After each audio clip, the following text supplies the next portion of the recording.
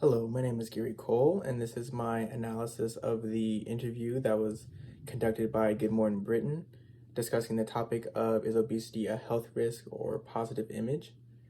When looking at our analysis, I'm going to be going off of these two questions that are asked of me.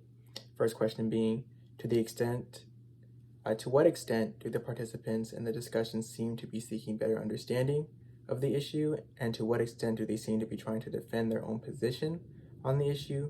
Does their goal seem to be to defeat the arguments of those whom they disagree, or to achieve a greater understanding of the issues and arguments? Well, when I was watching the interview, there's a variety of personalities and ways that they discuss their points of view with each other. And starting with Piers Morgan, he takes a very realistic point of view and somewhat aggressive point of view, because he is projecting his tone and really trying to get his point across. Sometimes he's even cutting people off to get his point across. Trying to state the directness of the question at hand, whether or not it's a health risk or positive issue, and keeping it strictly there. And what I mean by that is like Susanna Reid, she's another one of the interviewists, and she takes a point of view like to not judge people and don't say like they're ugly and that they're still beautiful people even if they may be overweight. And then Piers Morgan would go back and say, well, of course not, that's not what I'm trying to get to. We're not saying these people are ugly or mean or anything of that nature. They're just trying to say they're strictly unhealthy.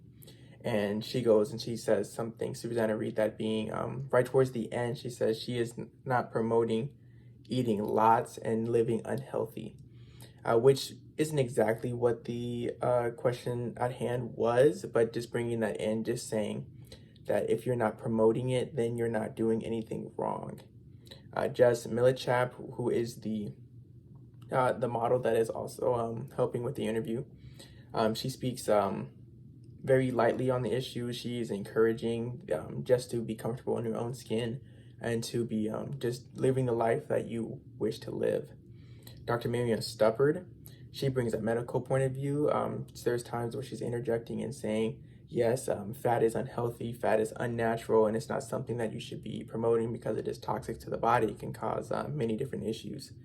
And then she also sometimes is very careful of what she's saying, and you can see at the 3-minute and 58-second mark, she is reassuring and kind of checking in with the model Jess Millichap by giving her a pat on the back or a hand on the shoulder to make sure she's not offending her in any way.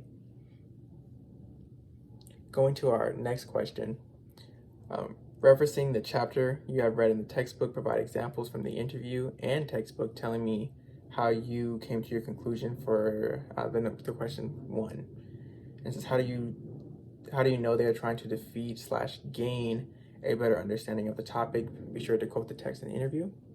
So going strictly to the textbook, back where I was going when they said it was a bit of an aggression tone from Piers Morgan, there is 2 strategies that are discussed in chapter 1, page 14. It says 2 strategies to help create a friendly environment for communication. 1 is recognizing your tone in our speaking. If speaking directly, it says speaking in writing, but they're going based off the interview, strictly speaking. And 2, avoiding sponging off experts. So for recognizing your tone, he came off very aggressive at times, and that can really turn somebody off from your point of view, especially if you're just trying to be right and beating somebody down. So creating an environment that feels safe and allows people to speak and get what they want off, and even if you're not agreeing with them, but allowing them that space to think and to say what they wish on the topic, just to help them be comfortable in the situation. That way you can get the best out of the conversation and you don't leave with an empty conversation. Thank you for listening, and that is my conclusion.